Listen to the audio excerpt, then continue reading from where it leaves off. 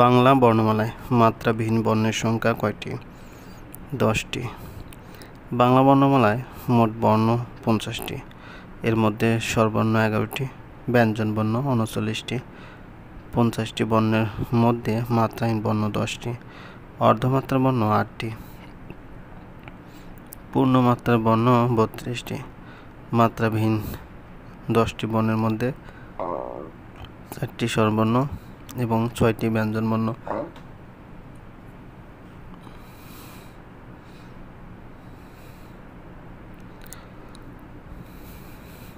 তার বয়স বেড়েছে কিন্তু বুদ্ধি বাড়েনি, এটা কোন ধরনের বাক্য? যৌগিক বাক্য। পরস্পর নিরপেক্ষ দুই বা ততোধিক সরল বা মিশ্র বাক্য মিলিত হয়ে একটি সম্পূর্ণ বাক্য গঠন করলে তাকে যৌগিক বাক্য বলে। প্রশ্নে প্রদত্ত বাক্যটি যৌগিক কারণ এখানে দুটি নিরপেক্ষ বাক্য রয়েছে। তার বয়স বেড়েছে, তার বুদ্ধি বাড়েনি। বাক্য দুটি অব্যয় দ্বারা যুক্ত। একাদশে বৃহস্পতি, এর অর্থ সৌভাগ্যের বিষয়।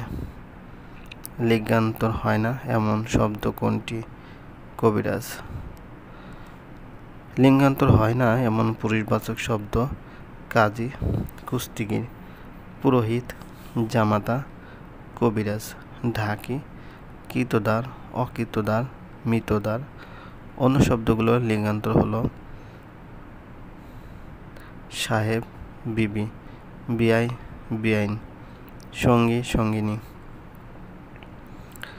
সাধু ভাষা সাধারণত কোথায় অনুপযোগী? নাটকের সংলাপে। সাধুরীতির বৈশিষ্ট্য হলো এ ভাষারীতি সুনির্ধারিত ব্যাকরণ নিয়ম অনুসারে চলে এবং এর পদবিন্যাস সুনিয়ন্ত্রিত এবং সুনির্দিষ্ট। এ ভাষারীতি গুরুগম্ভীর ও তৎসম শব্দ বহুল। এ রীতি নাটক, সংলাপ ও বক্তৃতায় অনুপযোগী। এ রীতিতে সর্বনাম ও ক্রিয়াপদ বিশেষ গঠন পদ্ধতি মেনে চলে।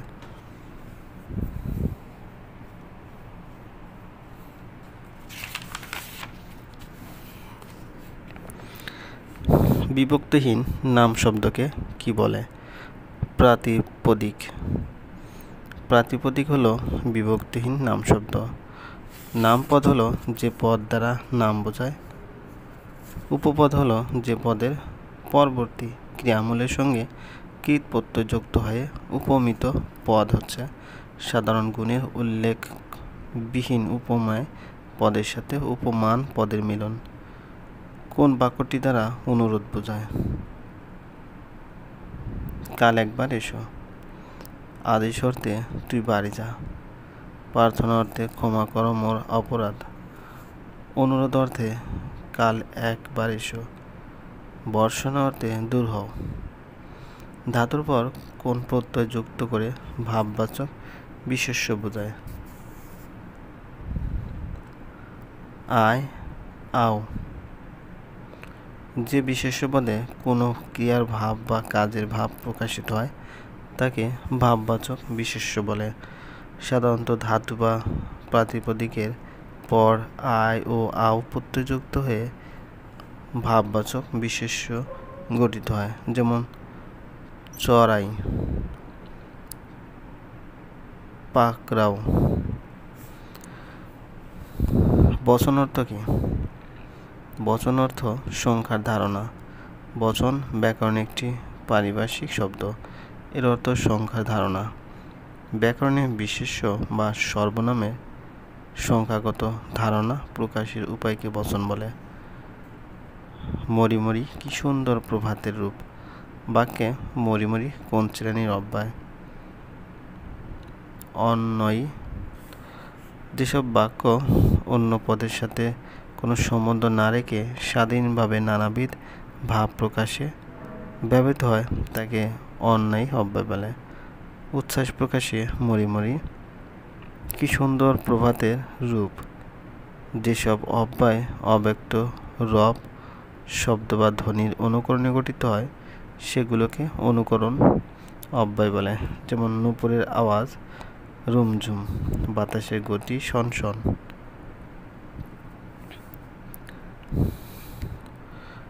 ধ্বনিতত্ত্বে আলোচ্য বিষয় সন্ধি, নত্যবিধান, সত্যবিধান, ধ্বনির উচ্চারণ স্থান, উচ্চারণ প্রণালী ইত্যাদি। শব্দতত্ত্ব রূপতত্ত্বের আলোচ্য বিষয় শব্দ প্রত্যয়, পুরুষ, উপসর্গ, কারক ও বিভক্তি, বচন, সমাস, লিঙ্গ ইত্যাদি। বাক্যতত্ত্বকে আলোচ্য বিষয় পদবিন্যাস, বাক্যরীতি, বাক্যবিন্যাস, বাচ্য পরিবর্তন, বাগধারা, বাক্য সংকোচন, বিরামচিহ্ন ইত্যাদি। কোনটি অপ্রাণীবাচক শব্দের বহুবচনে ব্যবহৃত হয়? গ্রাম। গণ, বৃন্দ, মণ্ডলী, বর্গ, উন্নত, প্রাণীবাচক, মানুষ শব্দের বহুবচনে ব্যবহৃত হয়, যেমন সুধীবৃন্দ, মন্ত্রীবর্গ, কুল, সকল, সব, সমূহ।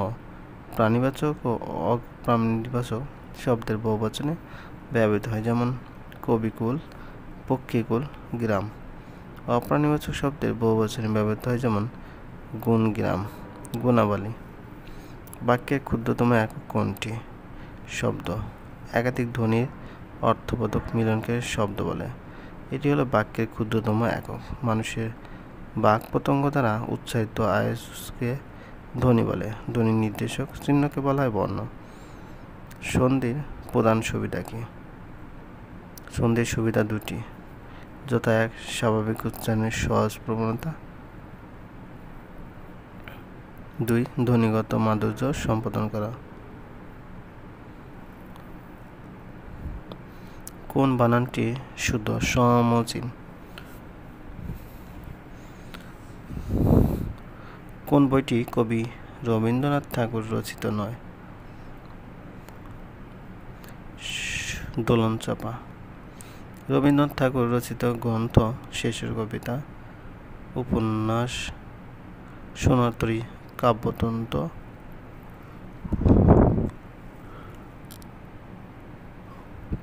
মানসী কাব্যগ্রন্থ। দোলনচাঁপা কাজী নজরুল ইসলামের রচিত কাব্যগ্রন্থ।